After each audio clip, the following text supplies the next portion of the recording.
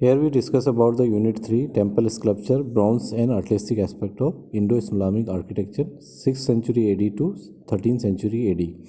So first question is what do you mean by sculpture, iconography and ornamentation? Okay. So iconography is the branch of history in which we study the images of devotees. में devotees की जो images होती हैं उनको study करते हैं. So there are certain parameters to identify and establish that the particular image of ideal is associated with particular category or not.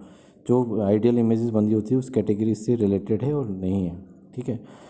The other elements of ornamentation are used in distinct way.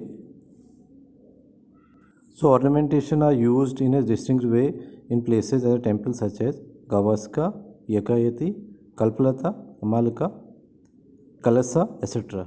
So many relief sculptures and planes and images have been found. तो काफ़ी relief जो work है, sculptures हैं, images हैं जो वहाँ पर जो वॉल्स और जो पिलर्स हैं उसमें मिलती हैं. Many relief sculptures, panels and images have been found on the wall and pillars of temples inside and outside which have a great importance. So this is about the iconography of an ornamentation of our sculptures, those who are made in our temple, in our temples in India.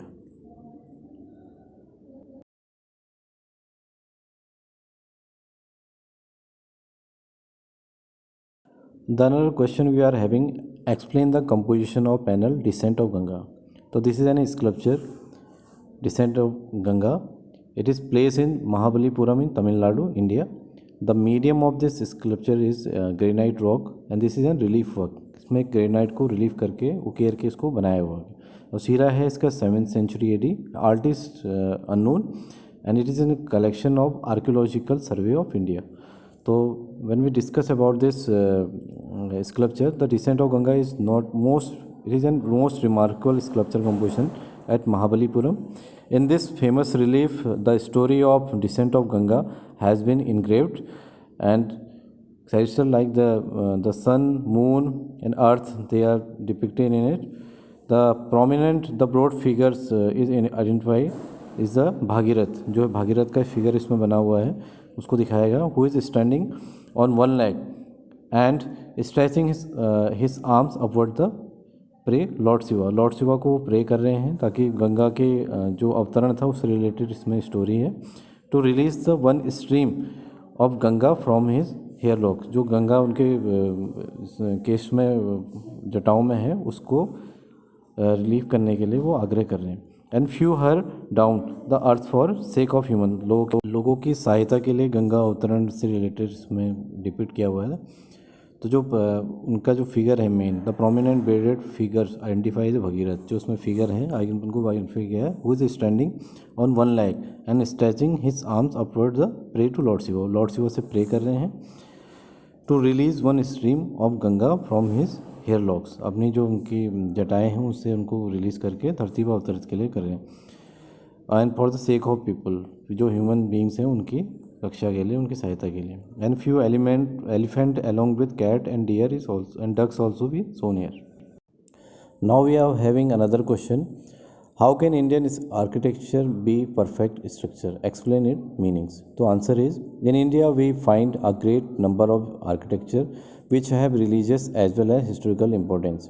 A large number of temples and historical buildings were built during the 6th century. 6th century में जो बनी थी to 13th century AD in entire India. India में जो art work हुआ था, जिस sculptures बने थे, all those have their architectural characteristic and features. To know about all of them systematically, they should be classified as follows. तो ये divided है इन parts में. The first one is the North Indian or Nagra style of temple architecture. The second one is Central Indian style of temple architecture. The third one is West Indian style of temple architecture, and fourth one is East Indian style of temple architecture, and fifth one is South Indian or Devita style of temple architecture. तो ये 5 types के जो उनके styles हैं architecture के, तो उनको यहाँ पर एक्सप्लेन किया हुआ है। This is about this question. Now we move to another sculpture, mother and child. The name of sculpture is mother and child, and this is from Vimalsa. It is on Vimalsa temple, and this is from Solanki dynasty. Solanki dynasty is the place where this sculpture is located is Dilwara, Mount Abu, Rajasthan में ये located है. The medium of this sculpture is white marble. Sira is 13th century AD. Artist is unknown, and it is in collection of Archaeological Survey of India. This is a sculpture panel installed in the ceiling corner of Bimal Sahi temple. Bimal Sahi temple में ये install किया हुआ है, Dilwara mount Abu Rajasthan में. This sculpture is dedicated to first tirthankar Adinath. जो first tirthankar Adinath थे उनको ही dedicate किया हुआ है. Who is also known as Vimal Shah, उनको ही विमल शाह कहा जाता है.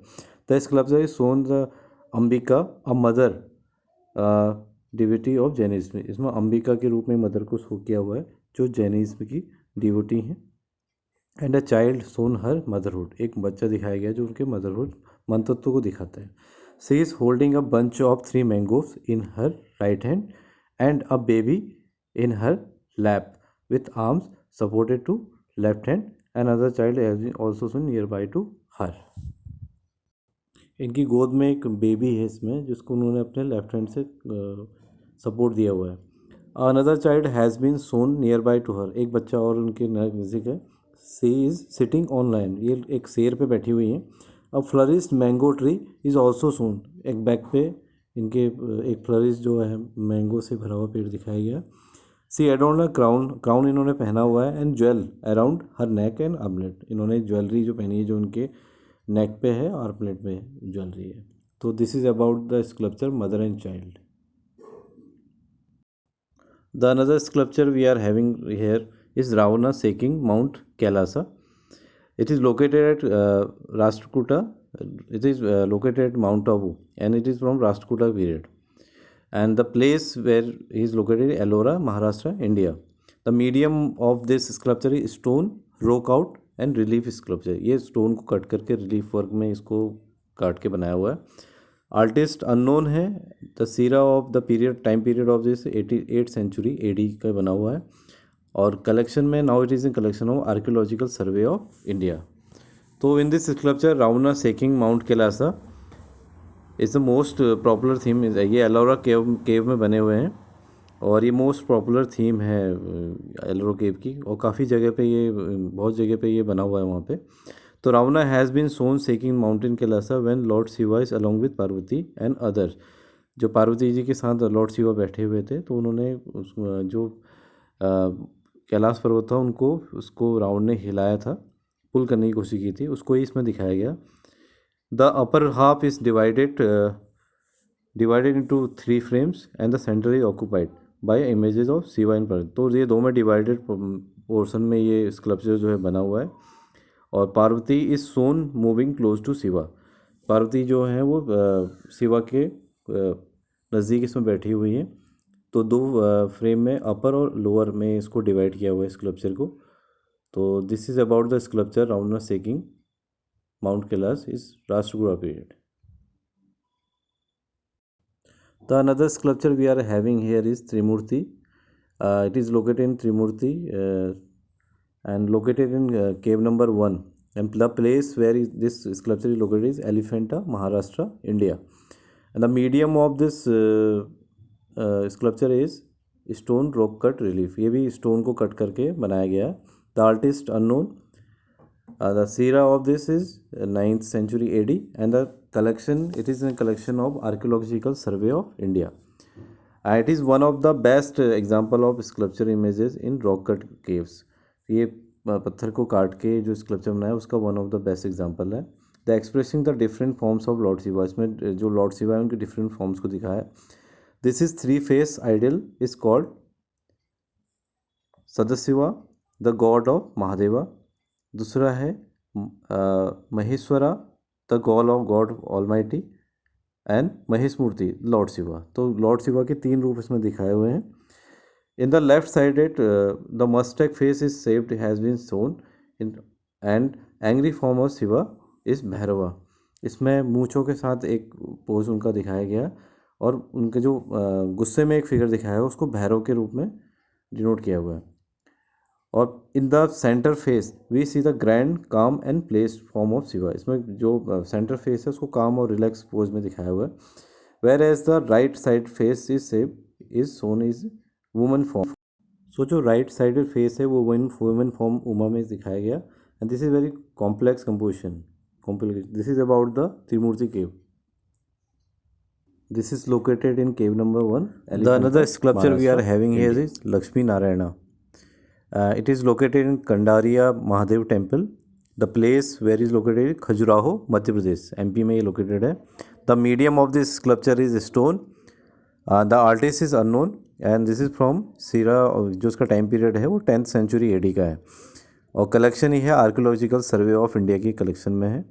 In this sculpture Hindu devotee Lakshmi Narayan यानी Vishnu and his wife Lakshmi have been engraved on sandstone. Sandstone में ये बना हुआ है very minutely with adorn different kinds of ornament around the neck. इसमें बहुत डिटेल वर्क किया गया है, नेक पे बहुत माइन्यूट डिटेलिंग में जितने ऑर्नामेंट के जो डिज़ाइंस हैं वो करे हुए हैं। The statue has been displayed in the National Museum. Right now ये भी नेशनल म्यूजियम न्यू दिल्ली में लोकेटेड है but it belong to Kandariya Mahadev temple Khajuraho Madhya Pradesh. अभी राइट नाउ ये नेशनल म्यूजियम न्यू दिल्ली में है और ये लोकेटेड है कंडारिया महादेव टेम्पल से लिया गया है और बहुत डिटेल वर्क इसमें किया गया है। एडोन जो इसकी ज्वेलरी है उसमें माइन्यूट वर्क किया गया है और सैंडस्टोन जो है मीडियम जो है सैंडस्टोन में बनाया गया है और जो इसके कलेक्शन है जो है ये archaeological survey of India collection और the era of this sculpture is 10th century AD and the artist is and the medium is sandstone about this sculpture. So this is about Lakshmi Narayan sculpture.